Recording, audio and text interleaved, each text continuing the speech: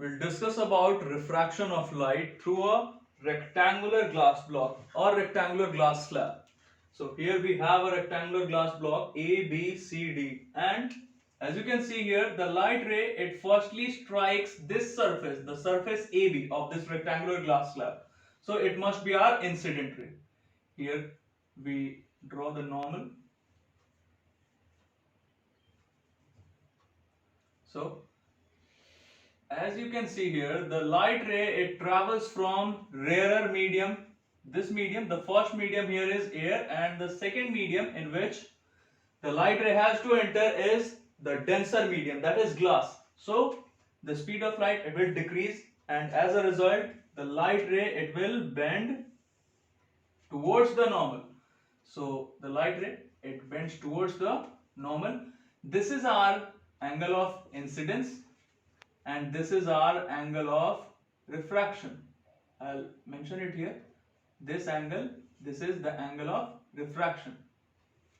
So, and when the refracted ray, it strikes this surface CD, look for it. Firstly the refraction, it takes place at the surface AB. It enters from air to glass.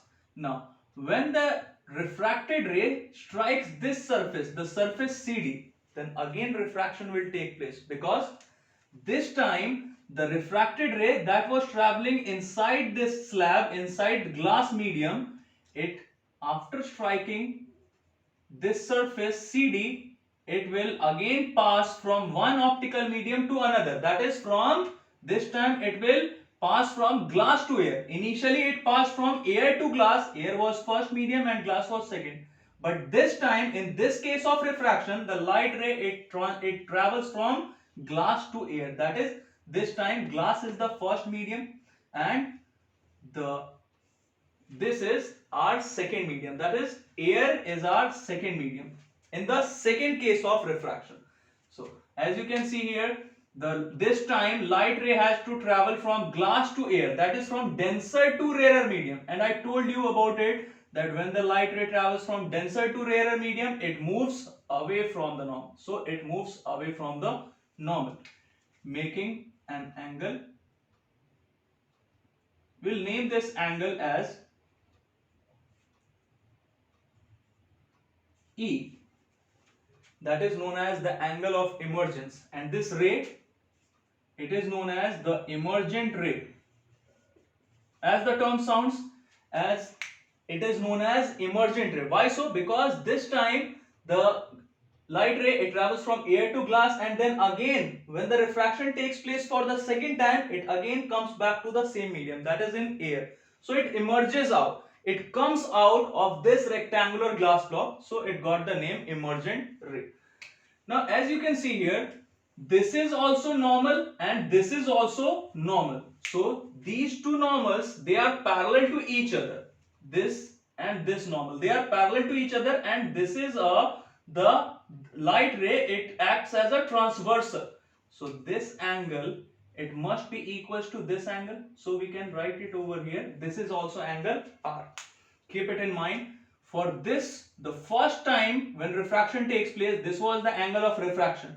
But when the light ray, it strikes the surface CD, then this angle R, this time this is the angle of incidence, and this angle E, it might be known as the angle of refraction or the angle of emergence.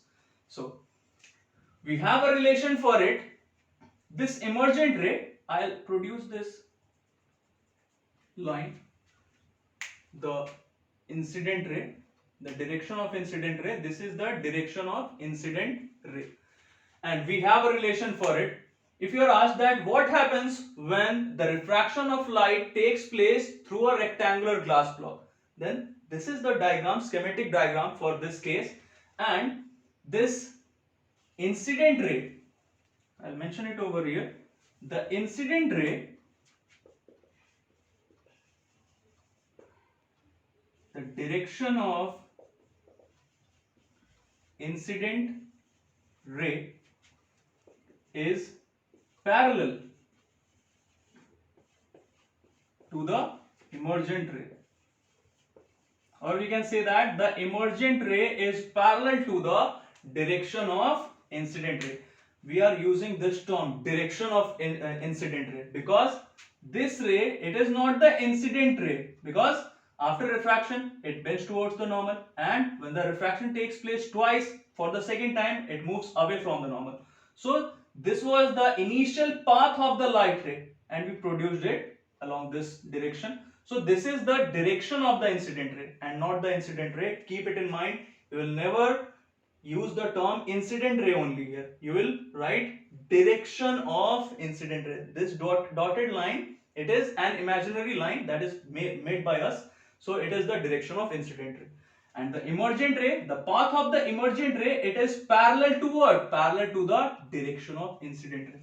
So this is the case over here. Now the second part about it is angle I, it is equals to angle E.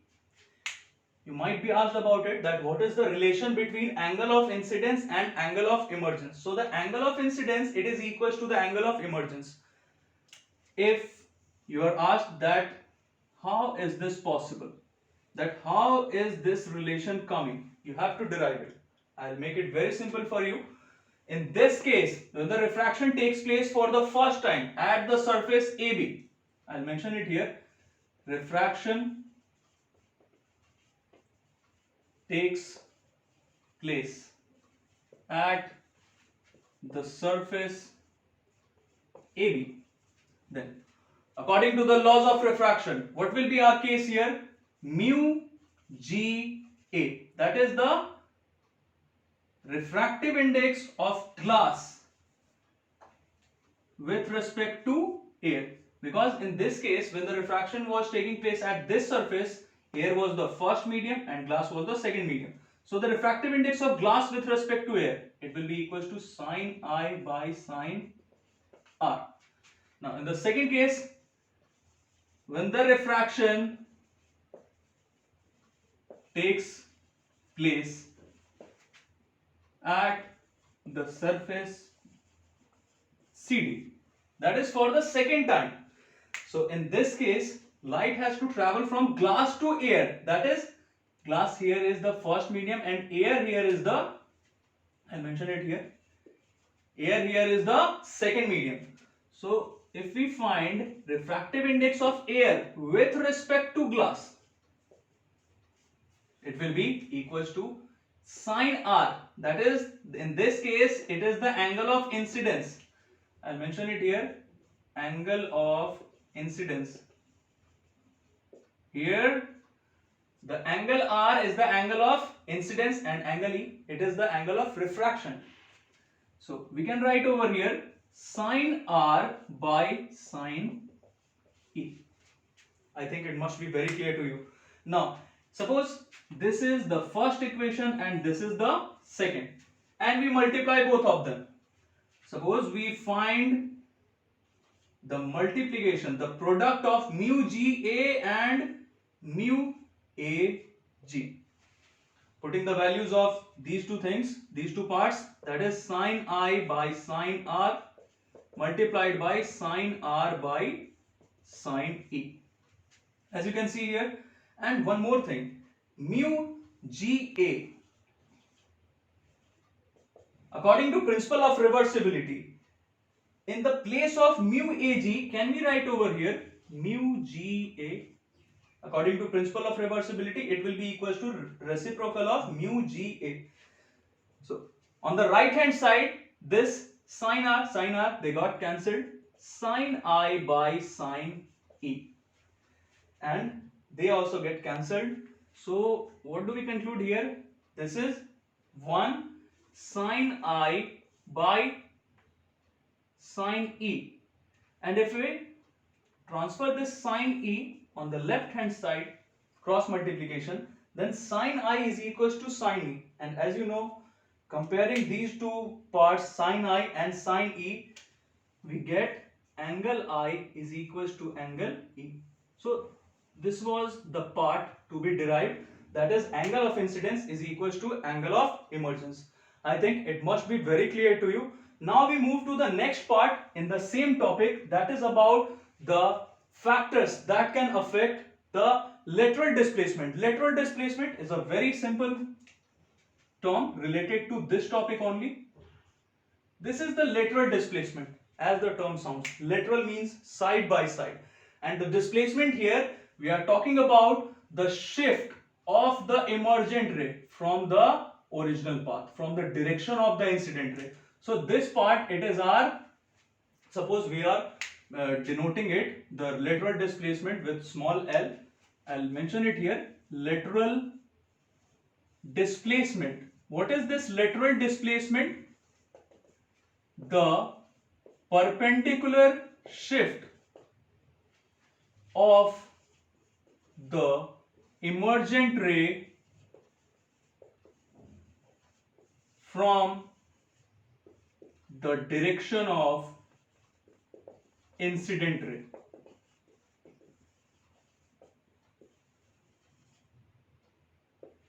So, the perpendicular shift of what?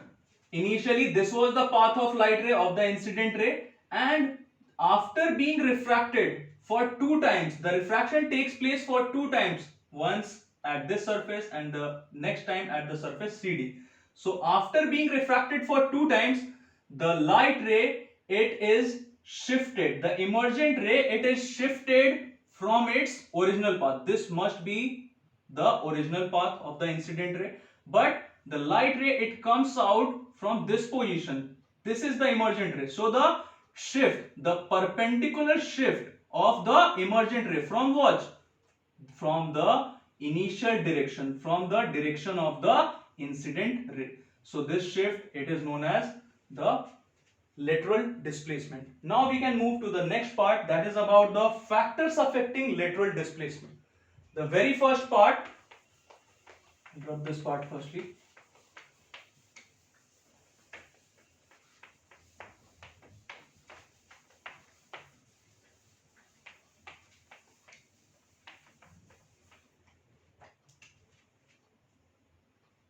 Factors affecting lateral displacement.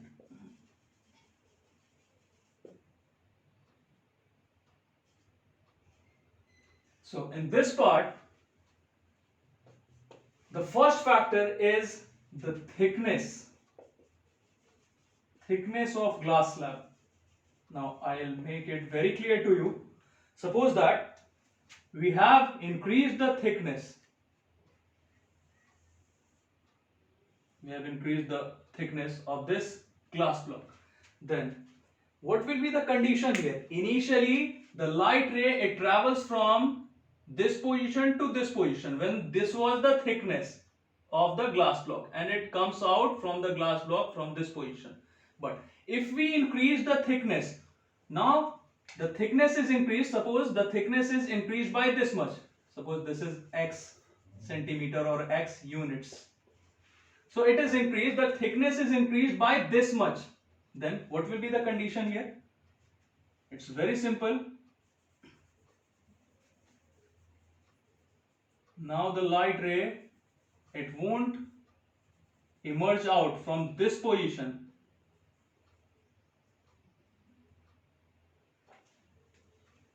It will continue to move in this direction only, because we have increased the thickness. Initially it came out, the emergent ray came out from this position only, but now it has to move further inside glass only. So it will move along the same straight line, and after that, when it strikes this surface, suppose now this is our surface CD. Then in this condition, what will be observed here? It strikes this surface, and after striking this surface, it comes out. The emergent ray, it comes out from this position, and as a result, as you can see, initially the lateral displacement was this much, but when the thickness is increased, then the lateral displacement is also increased. Now the lateral displacement is this much. So it's very clear that if the thickness of glass block, it is increased, then the lateral displacement is also increased. Now So we move to the next factor, that is about the color or wavelength of light, or we can say that the refractive index of any medium. Refractive index of a medium. Greater is the refractive index of a medium, more will be the lateral displacement of light. So if we have two examples, suppose we are talking about water and glass. The refractive index of water is 1.33 and refractive index of glass is 1.5. So if we take two mediums, one glass and one water, and light ray enters in glass also and in water also, then the lateral displacement that is caused in the light ray, the perpendicular shift that is caused in the emergent ray from the direction of the path of incident ray, it will be more for glass and it will be less for water. As compared to water, the lateral displacement in glass will be greater. Suppose that we have the same medium, the two colors of light, violet and red, both of them they enter in the same medium, suppose in the same glass block only. Then as we know that for refractive index of violet light, it is maximum, and refractive index of red light is minimum for any transparent medium. I told you about it in the last video. So refractive index of violet color of light is maximum. Suppose we are talking about the same glass block. So if the refractive index of violet color of light is maximum for this medium, for this glass block, so the lateral displacement for violet color of light will be maximum. I'll mention it here. Lateral displacement is maximum for violet color and minimum for red color. It must be very clear to you that, as I told you here, that refractive index, if it is more, then the lateral displacement is also more, it is greater. So for violet color of light, the refractive index is maximum. So for violet color of light, the lateral displacement will also be maximum. And for red color of light, the refractive index of the same glass block, it is minimum. And so the red color of light, the lateral displacement for red color of light will be minimum. The third and the last part, the last factor, I'll write it here. The last factor that can affect the lateral displacement is the angle of incidence. How does it depends on the angle of incidence? Greater is angle of incidence, more will be the lateral displacement. So if you increase the angle of incidence, then the lateral displacement will also be increased. This was all about the refraction of light through a rectangular glass block. I think it must be very clear to you.